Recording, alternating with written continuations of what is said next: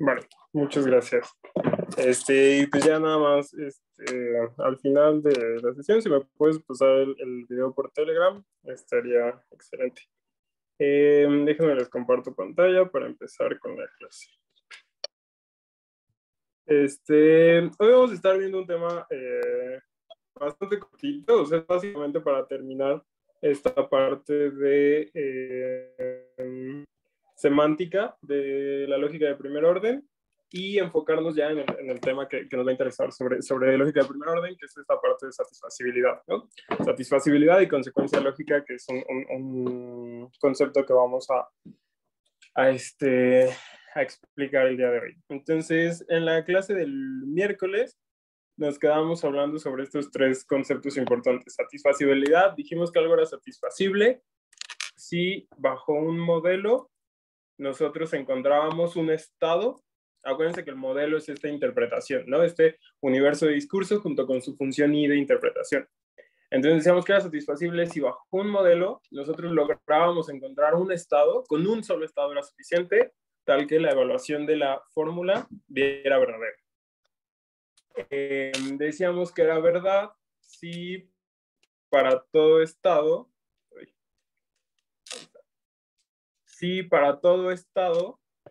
es decir, todas las se me fue el nombre de todas las sigmas, todos los estados posibles que se pueden definir sobre esta fórmula lo hacen verdadero. Entonces, esta es una noción mucho más fuerte y mucho más difícil de demostrar, ¿no? Porque aquí tenemos que hablar de todos los posibles estados. La satisfacibilidad nos habla de un solo estado. Encontraste un estado que lo hace verdadero. La verdad nos lo dice para todos los estados, absolutamente todos los estados. Y por último, tenemos el concepto más fuerte de validez universal, que quedamos que esto era como más o menos similar a una tautología. Y decíamos que para cualquier modelo y cualquier estado se cumplía que era verdadera, que la fórmula era verdadera. Entonces, esto era lo que llamábamos validez universal.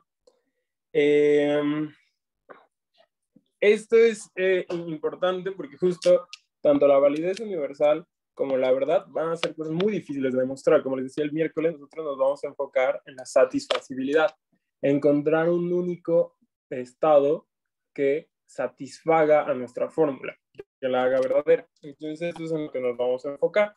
Para lograr eso, pues vamos a estar utilizando el mismo,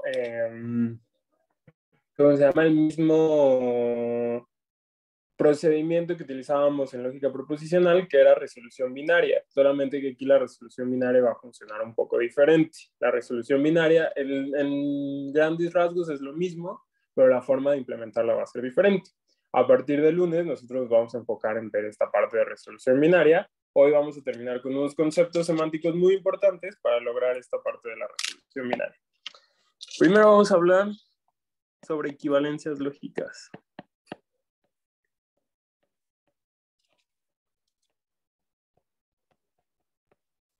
Para empezar, algo que tenemos que considerar es que desde PROP,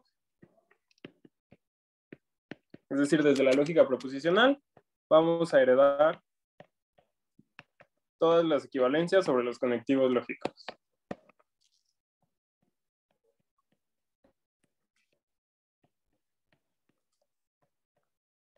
¿Qué conectivos? La negación, conjunción, disyunción, implicación y equivalencia. Todas las equivalencias que nosotros conocíamos sobre estos conectivos las vamos a conservar aquí. Las vamos a preservar aquí en FOL, en el lenguaje de la lógica de primer orden. Lo que vamos a agregar ahora son equivalencias sobre nuestros nuevos conectivos, nuestros nuevos operadores lógicos. ¿Cuáles son?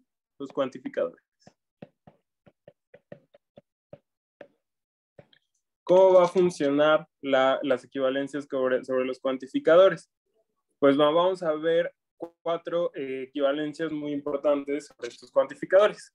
Vamos a comenzar con las negaciones. Y las negaciones nos dicen que, primero, si yo tengo la negación de un para todo X,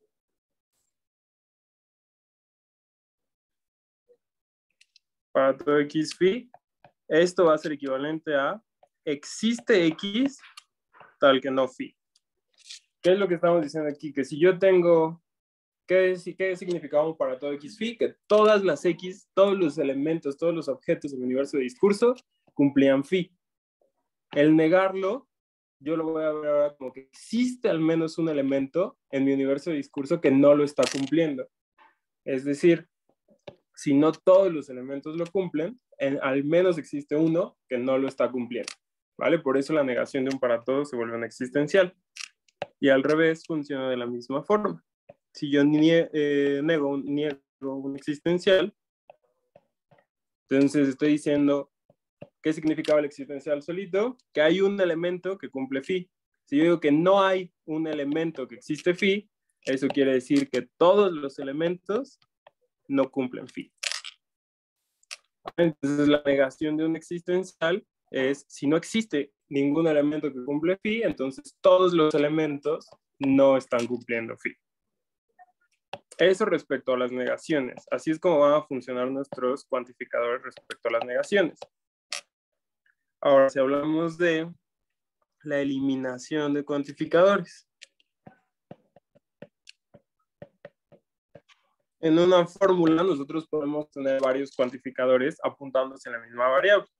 Por ejemplo, si nosotros tenemos para toda x phi, pues es como la doble negación. Si teníamos dos negaciones, aquí tenemos obviamente para toda x phi. Hay que notar algo importante con esto. La variable que estamos ligando es la misma en ambos cuantificadores. Entonces lo que tenemos aquí es, si cuantificamos dos veces sobre la misma variable, podemos simplificarlo a un único cuantificador. Y lo mismo pasa con el existencial. Existe x phi, eso es equivalente a existe x phi. Estas equivalencias a lo mejor pueden parecer un poco absurdas ahorita, pero conforme vayamos utilizando, conforme vayamos viendo las nociones necesarias para hacer resolución binaria, vamos a ver por qué son útiles, ¿no? Nosotros tenemos que, al igual que en la lógica proposicional, para hacer resolución binaria, pasar por un proceso de normalización. ¿Se acuerdan que pasábamos de forma normal conjuntiva? Pues aquí vamos a tener que hacer lo mismo con el lenguaje de la lógica proposicional, con las fórmulas de la lógica, con las fórmulas de la lógica de primer orden. Entonces, va a haber casos en donde nos enfrentemos a esto y lo podemos simplificar con un único cuantificador. Tenemos otra noción de equivalencia sobre renombre. Y entonces, lo que nosotros podemos hacer es decir, si tenemos para toda x phi, le podemos cambiar este nombre a x. ¿Se acuerdan de la noción de alfa equivalencias? Nosotros le podemos cambiar el nombre de la variable ligada sin que afecte semánticamente el significado. Y esto sería para toda y phi, en donde se sustituye x por y. Y lo mismo pasa con el existencial. Existe x phi, va a ser equivalente a existe y phi, en donde sustituyo todas las x por y. Aquí hay una restricción muy importante. Y no puede aparecer libre en phi. Si nosotros tenemos una presencia libre de y, entonces esta equivalencia ya no tiene sentido, porque estaríamos ligando una variable libre. Y entonces semánticamente cambiaría el significado de nuestra forma. ¿Vale? Hasta aquí con estas tres equivalencias, ¿hay alguna duda? Checo el chat. ¿Todo claro hasta aquí? Va. Excelente. Entonces, vamos a continuar. La última equivalencia que vamos a ver habla sobre la eliminación de cuantificadores vacuos. Le voy a poner cuantificadores vacuos.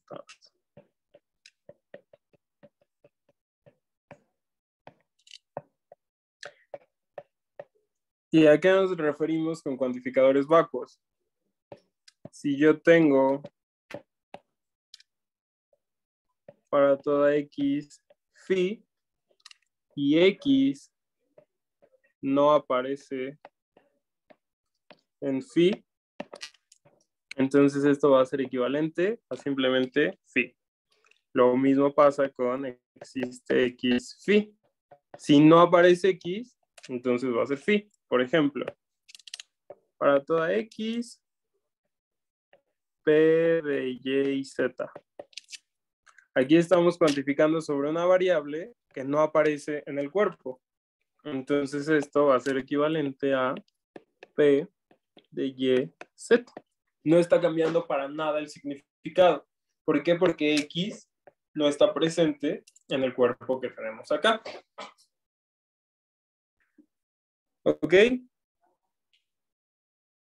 alguna duda con esto?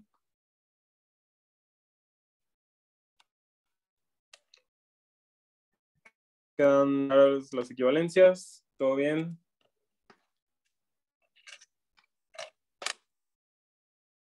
Va, excelente.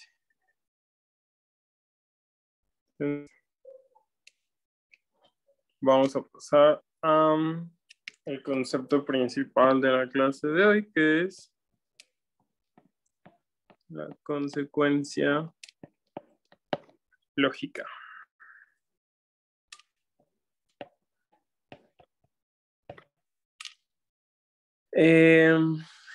Este concepto ya lo habíamos visto en la lógica proposicional. Ya habíamos hablado sobre consecuencia lógica en PRO. ¿A qué nos referíamos? Pues, ¿se acuerdan? Teníamos una gama y de ahí derivábamos una phi y decíamos que de gamma se deriva phi, ¿no? Entonces, ¿a qué se refería la consecuencia lógica? Cada que individualmente todas mis fórmulas dentro de gamma eran verdaderas, también phi tenía que ser verdadera, ¿no? Era como como una implicación, ¿no? Si todo esto es cierto, entonces esto de acá también tiene que ser cierto. Así era el concepto de consecuencia lógica en PROP. En la lógica de primer orden vamos a ver que es muy similar. Vamos a tener sea gamma un conjunto de fórmulas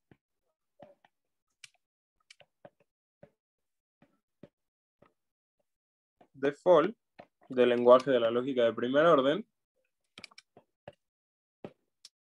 y y phi una fórmula.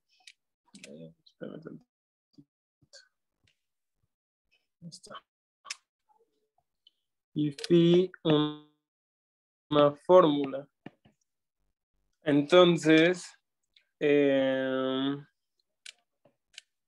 decimos que phi es consecuencia lógica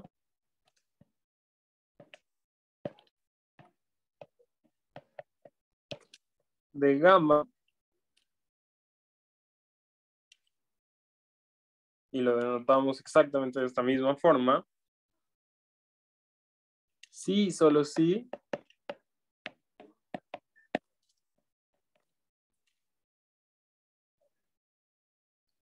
Toda interpretación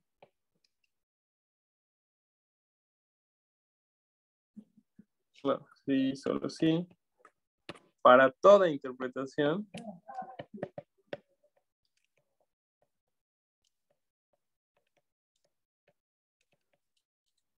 M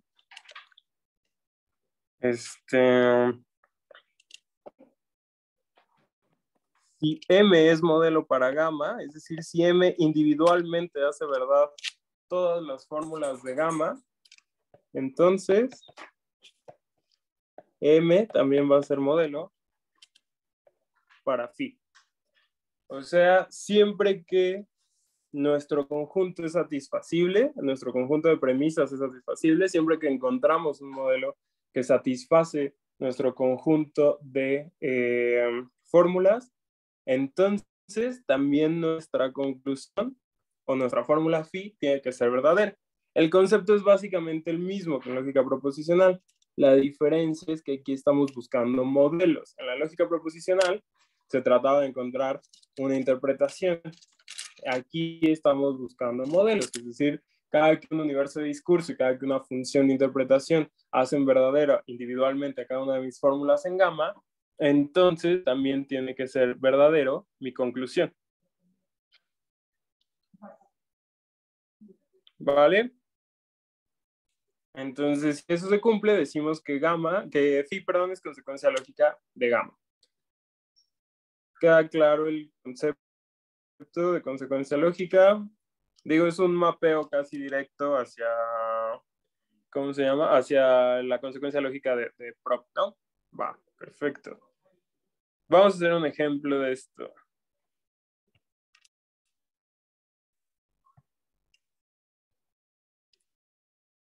Está pasando.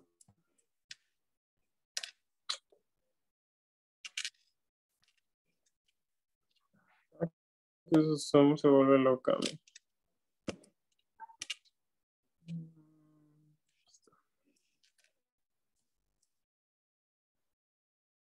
Ahí está.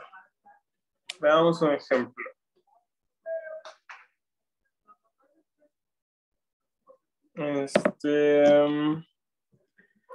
El ejemplo dice lo siguiente. Tenemos este argumento. Si sabemos que todos los gatos maullan, ya había empezado desde acá.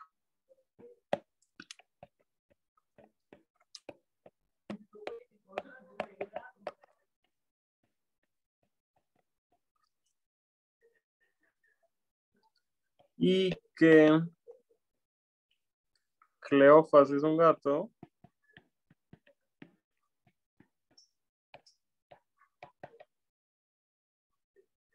Entonces, Cleofas maulla.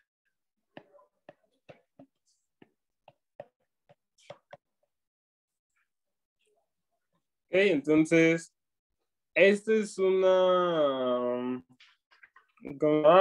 argumento que ya conocemos. ¿Alguien lo detecta? ¿Alguien se acuerda cómo se llama este argumento?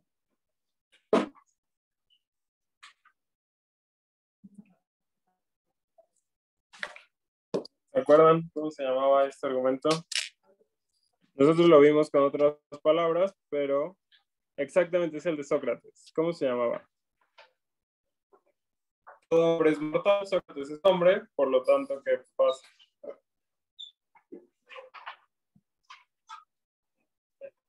Exactamente, ¿no? Es modus ponens. Entonces, exactamente el mismo argumento, pero nada más con otras palabras, ¿vale? Entonces, vamos primero, antes que nada, a hacer la traducción. Entonces decimos, sabemos que todos los gatos maullan. Estamos hablando de absolutamente todos los gatos. Entonces, eso quiere decir, para toda X, si X es un gato, entonces X maulla. Entonces, G es gato, M es maulla. Entonces, todos los gatos maullan. Para toda X, si X es un gato, entonces X maulla. Sabemos que Cleofas es un gato, entonces necesitamos una constante que sea Cleofas. Estamos hablando de un individuo en específico. Entonces vamos a decir que se cumple G de C. Cleofas es un gato. Y de aquí nosotros queremos concluir que Cleofas maulla. Entonces, para eso, pues lo que tenemos que concluir es M de C. ¿Vale? Si nosotros lo cambiamos y ponemos en lugar de que G sea gato, es hombre y M es mortal, entonces estamos diciendo, si alguien es hombre, entonces es mortal, y en lugar de que C sea Cleofas es Sócrates es hombre, por lo tanto Sócrates es mortal. ¿Vale? Es exactamente nuestro modus ponens, pero visto desde el lado de O sea, bueno, con otros enunciados, ¿no? Con otros argumentos.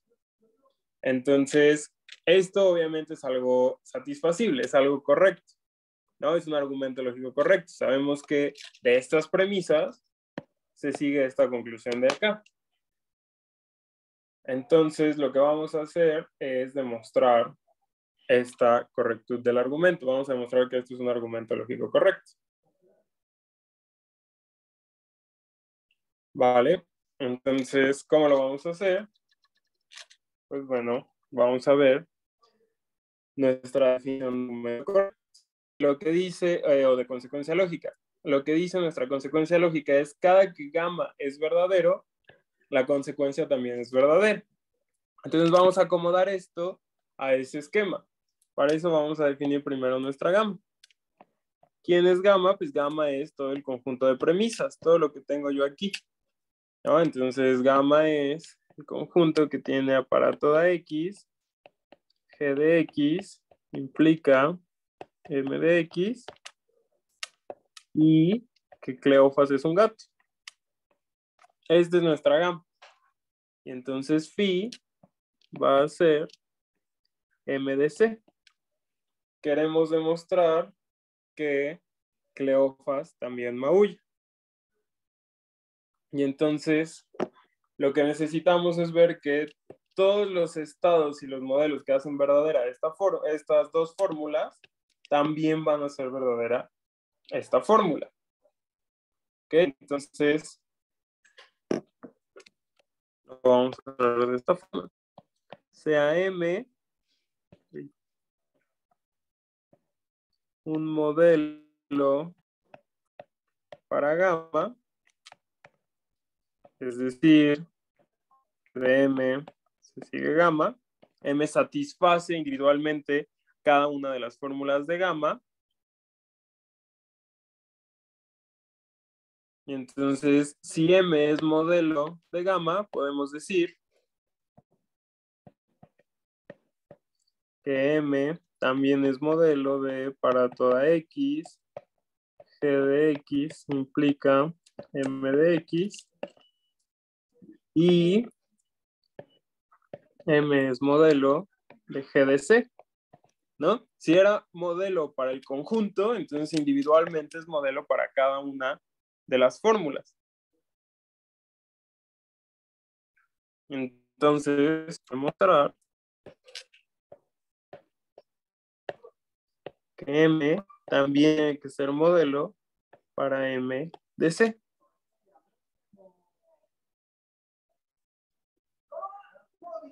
¿Cómo lo vamos a demostrar? Pues tenemos, para garantizar que es modelo, tenemos que ver, ¿de acuerdo a la noción de verdad? Que todos los estados que satisfacen, que todos los estados más bien sobre este modelo satisfacen esta fórmula. Entonces, sea sigma un estado, no podemos decir nada de este estado porque se tiene que demostrar de forma general, lo tenemos que demostrar de forma general.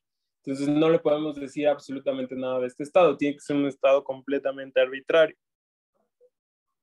Entonces, lo que sabemos es, sobre este estado, sabemos varias cosas. Primero, M,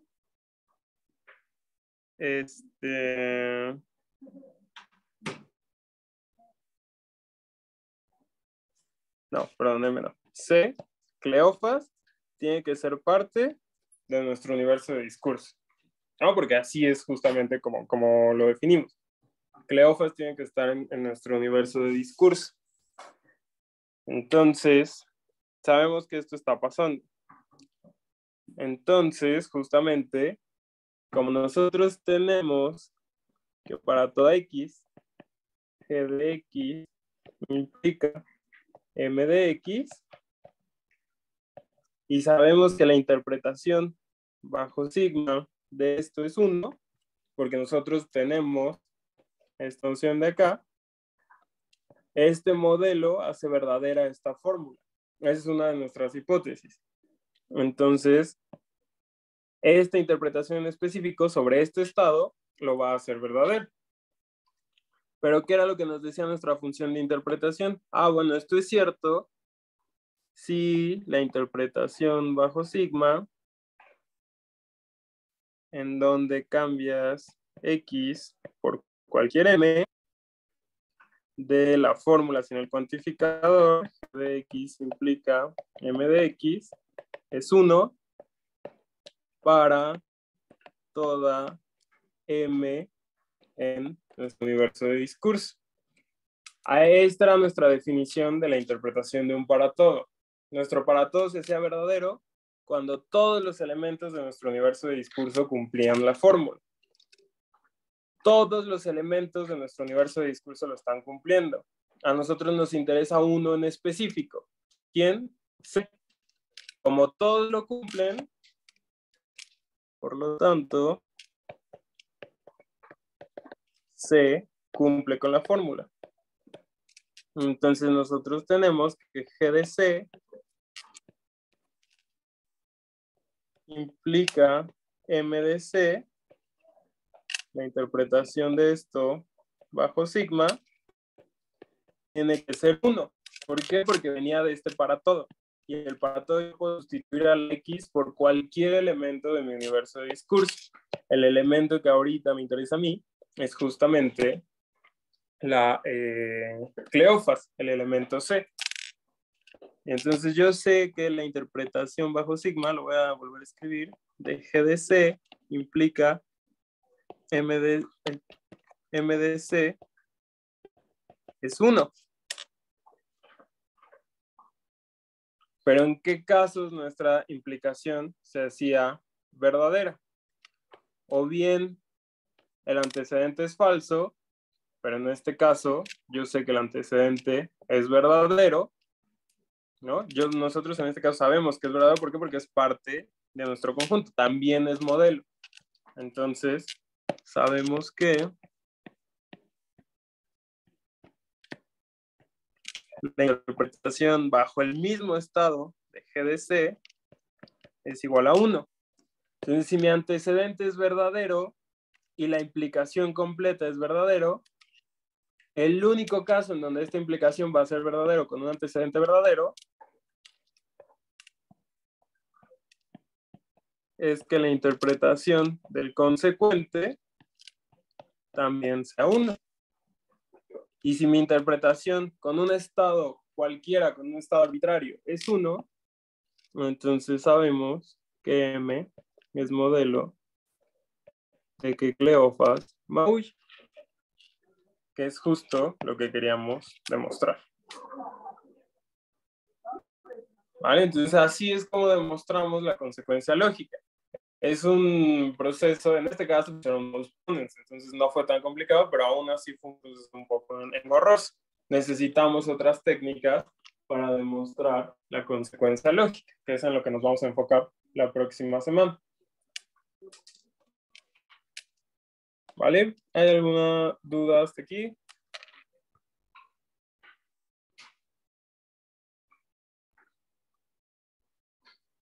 ¿Todo bien? ¿Todo claro? Va, perfecto. Entonces, si todo está claro, vamos a dejar la clase hasta aquí y nos vemos el lunes para seguir con esta parte de consecuencias lógicas. ¿Vale? Bonito fin. Ahorita les subo todos los videos que tengo pendientes, ¿va? Porque me faltan, creo que todos los de la semana y los últimos de la semana pasada. Entonces ahorita se los subo todos. Vale.